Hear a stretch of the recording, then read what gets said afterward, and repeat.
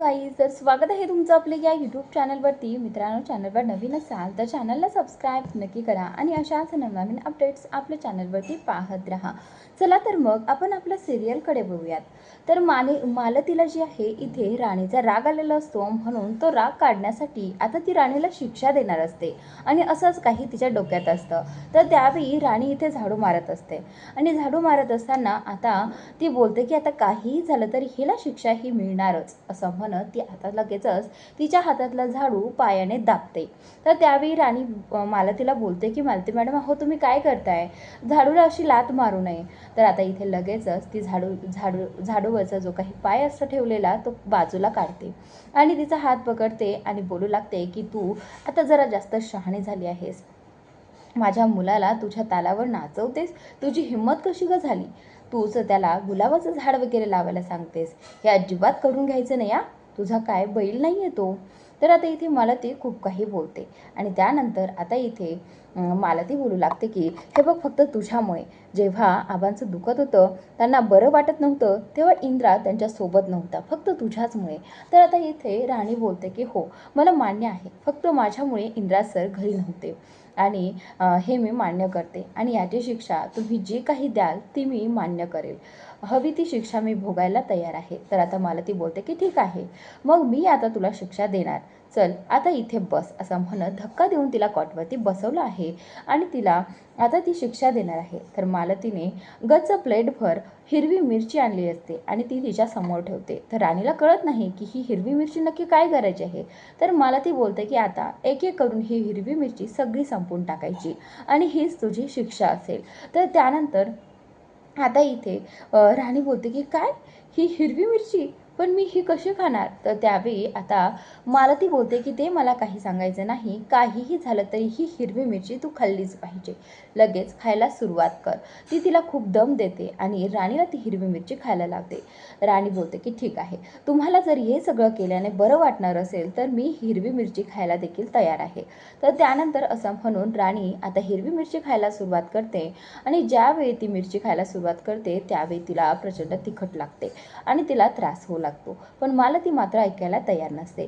राणी बोलते की Malati madam please, मला खूप त्रास होतोय, मला खूप कसतरी होते, मी नाही खाऊ शकत. पण मालती बोलते की नाही, आता काहीही झालं तरी ही हिरवी मिरची तुला खायचीच आहे. तर त्यानंतर आता इकडे इंद्रा आणि आबा दोघेही जण हॉस्पिटलला गेलेले असतात. इंद्रा डॉक्टरांना म्हणतो की डॉक्टर, आबांना बऱ्याच वेळा चक्कर आली आहे, असे एवढ्या 2-3 वेळा झाले आहे आणि आबांना चक्कर आली आहे. तर त्यावेळी आबा डॉक्टरांना खुणावतात की इंद्राला काहीही सांगू नका, जेणेकरून इंद्राला टेन्शन येईल. तर त्यावेळी आता डॉक्टर बोलू लागतात की हे पहा इंद्रजित सर, आबांना असं काहीही झालं नाही आहे आणि आता उन्हाळा आहे आणि उन्हामुळे शक्यतो सगळ्यांना त्रास तर होतोच, त्यामुळे एवढं काळजी करण्याचं काही नाही आहे. आता मी जरा गोळ्या वगैरे लिहून देतो, त्या तुम्ही त्यांना वेळेवर द्या. तर त्यावेळी आता इंद्रा बोलतो की पण डॉक्टर, एवढं सतत असं सारखं होणं मला जरा टेन्शन वाटते, त्यामुळे तुम्ही जरा चेकअप वगैरे करून घ्या. तर त्यावेळी डॉक्टर बोलतात की ठीक आहे. आबा डॉक्टरांना खुणावतात की इंद्राला बाहेर पाठवा. तर आता डॉक्टर काही गोळ्या औषध लिहून देतात आणि इंद्राला आणायला सांगतात. इंद्रा बाहेर जातो आणि आबा लगेचच बोलतात की हे पहा डॉक्टर, इंद्राला याबद्दल काहीच कळता कामा नये, ऑलरेडी तो खूप परेशान आहे आणि आमच्या घरामध्ये खूप जास्तच हे सुरू आहेत, त्यामुळे प्लीज मी त्याला काही सांगू इच्छित नाही आहे आणि तुम्ही त्याला काही सांगू नका. पण आता डॉक्टर बोलतात की नाही आबा, तुमचा ब्रेन ट्यूमर खूप वाढत चालला आहे आणि तोही खूप फास्ट वाढत चालला आहे, त्यासाठी काहीतरी उपाय केलाच पाहिजे आणि मला असं नाही चालणार की माझ्या पेशंटला माझ्यामुळे त्रास व्हावा आणि मी इंद्रजी सरांसोबत खोटंही बोलू शकत नाही, डॉक्टरांनीच आबांना स्पष्टपणे सांगितलं आहे. तर त्यानंतर आबा बोलतात की ठीक आहे, मी आत्ता इंद्राबरोबर घरी जातो, पण नंतर पुन्हा रिटर्न येतो आणि मग आपण दोघेजण काही चेकअप करायचं आहे ते करून घेऊयात. तर आता डॉक्टर बोलतात की ठीक आहे. तर त्यानंतर आबा इथे इंद्रा लगेचच गोळ्या औषध वगैरे घेऊन येतो आणि त्यानंतर डॉक्टरांना विचारतो की कशा प्रकारे घ्यायची. तर डॉक्टर देखील त्यांना औषधं कशी घ्यायची ते सगळं काही सांगतात आणि त्यानंतर इंद्रा आणि आबा दोघेही तिथून घरी जायला निघतात. इकडे राणीने मिरच्या खाल्लेल्या असतात आणि तिला प्रचंड तिखट लागलेलं असतं. ती मालतीला पाणी मागत असते, पण मालती मात्र तिला पाणी देत नाही आणि तिचे हालहाल करून सोडते. राणी तशीच तिथून उठून बाहेर पळते. पाणी पाहते, तिला कुठे पाणी भेटते की नाही ते पाणी शोधतच असते. मालती लगेचच तिच्या समोरचा जो काही तांब्या आहे तो लगेचच फेकून देते आणि तिला पाणी वगैरे काहीच पिऊ देत नाही. तर त्यानंतर मालतीला समोरच आता चुलीवरती पाणी तापत असतं आणि मालती विचार करते की आता हिला हेच गरम पाणी दिलं पाहिजे आणि बघूयात ही पिती की नाही.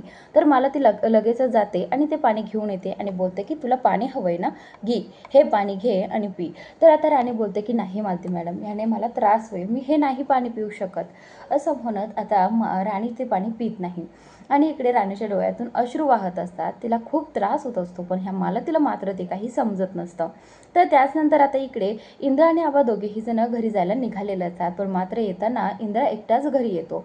इंद्रा जो आहे तो घरी येताना मालती आणि राणीला दिसतो. तो गेटमधून आलेला असतो. आता मालती घाबरते. तिला वाटतं हे सगळं राणी इंद्राला सांगते की काय, पण राणी अशा प्रकारची मुलगीच नाही. राणी उलटं ते सगळं झाकण्याचा प्रयत्न करते. राणी लगेचच तेच गरम पाणी तोंडावर मारते की हे जर पाणी तोंडावर मारल्यामुळे सरांना कळणार नसेल तर ठीक आहे. ती ते गरम पाणी देखील तिच्या तोंडावर मारते, कारण ती रडलेली असते, ते दिसू नये म्हणून. लगेचच ती पदराने ते पाणी वगैरे पुसते आणि शांत होण्याचा प्रयत्न करते. पण तिला खूप त्रास होत असतो, तरीसुद्धा ती ते सगळं दाबून गप्प होण्याचा प्रयत्न करत असते. इंद्रा लगेचच आल्या राणीला बोलायला जातो, पण मालती त्याला एका शब्दाने देखील राणीला बोलू देत नाही. तर त्यावेळी मालती लगेचच म्हणते की आबा कसे आहेत आणि ते कुठे आहेत, तुम्ही दोघे गेला होतात आणि तू एकटाच कसा आला. तर त्यावेळी इंद्रा बोलतो की आबा येत आहेत पाठीमागनं. तर त्यानंतर आता इथे मालती मध्येच आणखी काही प्रश्न विचारू लागते, पण इंद्रा लगेचच तिला थांबवतो आणि बोलतो की हे बघ आई, मला राणीशी बोलायचं आहे. तर आता इंद्रा राणीकडे जातो आणि बोलू लागतो की राणी, तू अजूनसुद्धा अभ्यास करायला बसली नाही. हे बघ, मी जाऊन 1 तास झाला आहे, तरीसुद्धा तू अभ्यासाला बसली नाही. असा कसा होईल ग तुझा अभ्यास. हे बघ, तू अभ्यासाकडे कॉन्सन्ट्रेट करायला हवं, नाहीतर अशाने कसं होईल आपलं ध्येय साध्य. तर त्यावेळी राणी बोलते की नाही सर, आता मी बसणारच होती. तर त्यावेळी मला ते लगेचच वाढून चाढून सांगायला लागते, हां ही मुलगी अशीच करते. खरं तर घरातील एकही काम केलं नाही आणि अभ्यासालाही बसली नाही, कसं होईल सगळं. तर आता ती आणखीन काही बोलल्यानंतर ते राणी मालतीकडे पाहू लागते आणि त्यावेळी इंद्रा सरांना विचारू लागते की सर, तुम्ही गेले होते का ॲडव्होकेटकडे, जिथे मला काही प्रश्नांची उत्तरं हवी होती. तर आता इंद्रा बोलला की हो, ते आता फ्री आहे, तू त्यांना जाऊन विचारू शकतेस. तर आता राणी बोलते की ठीक आहे. तर त्यानंतर आता इथे इंद्रा बोलतो की जा आणि तू तुझ्या प्रश्नांची उत्तरं त्यांच्याकडून घे, आत्ताची आत्ता जा. तर आता राणी लगेचच इंद्राचं म्हणणं ऐकते आणि लगेचच जायला निघते.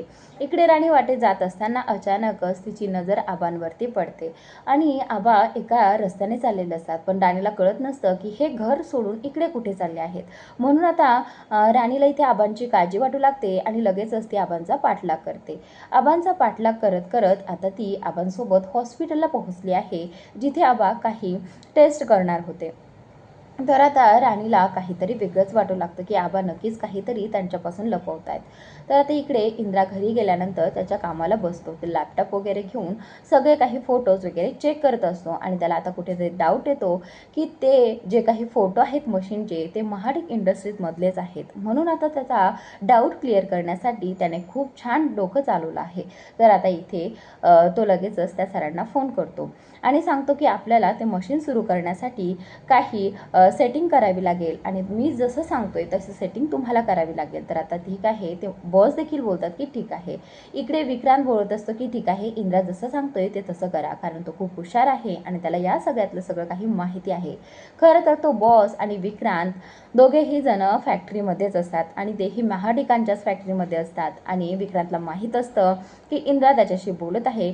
विक्रांत बोलतो की फोन स्पीकरवरती कर, जेणेकरून त्यालाही हे सगळं ऐकता येईल. तर आता दोघेजण ऐकत असतात आणि इंद्रा त्याचा डाऊट क्लिअर करण्यासाठी त्या मशीनच्या सेटिंग सांगत असतो. इंद्रा अशा काही सेटिंग सांगतो ज्याने त्या मशीन बंद होतात आणि तो जो काही सायरन आहे तो वाजू लागतो आणि त्या सायरन वाजल्यामुळे त्याला कळतं की हे जे काही आहे काम, ते फक्त महाडिक इंडस्ट्रीजमधलंच आहे आणि आत्तापर्यंत विक्रांत त्याला फसवत होता आणि हे सगळे डाऊट आता इंद्राने इथे क्लिअर केले आहेत.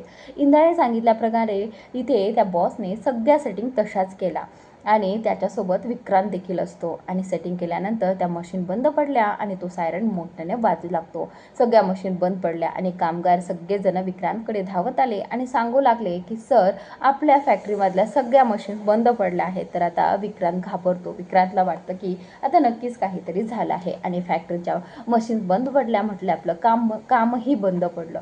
त्यामुळे आता तो बोलतो की अशा कशा सगळ्या मशीन्स बंद पडल्या. तर त्यानंतर समोर इंद्रा उभा असतो आणि इंद्रा बोलतो की त्या बंद पडल्या नाहीत, त्या मी बंद केल्यात.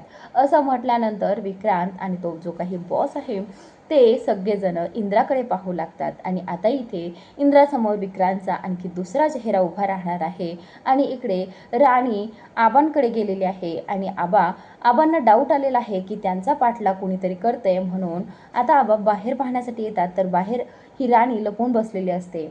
कदाचित आता आबांना कळणार आहे की इंद्रा आणि राणीला याबद्दल माहिती झालेलं आहे. तर आबा चेकअपला गेलेले असतात. डॉक्टरांनी त्यांना रूममध्येही नेलेलं असतं आणि ते मशीनमधून आबा बाहेर आलेले आहेत आणि म्हटले आहेत की माझ्या इंद्राला जर ह्या टेस्टबद्दल कळालं, माझ्याबद्दल कळालं तर आणखीन घाबरेल, त्यामुळे मला हे काही टेस्ट वगैरे करायच्या नाहीत. असं म्हणत आबाने लगेच ड्रेस घातला आहे आणि ते बाहेर पडले आहेत. पण इकडे राणीने इंद्राला फोन करून सगळं काही सांगितलं आहे. तर इंद्रा तिथलं सगळं काही काम टाकून आबांकडे धावत पळत आलेला आहे. तर मित्रांनो, आजचा भाग खूप इंटरेस्टिंग होता आणि उद्याचा भाग याच्यापेक्षाही इंटरेस्टिंग असणार आहे. तर नक्की पहा आणि चॅनलला सबस्क्राईब नक्की करा. Thanks for watching.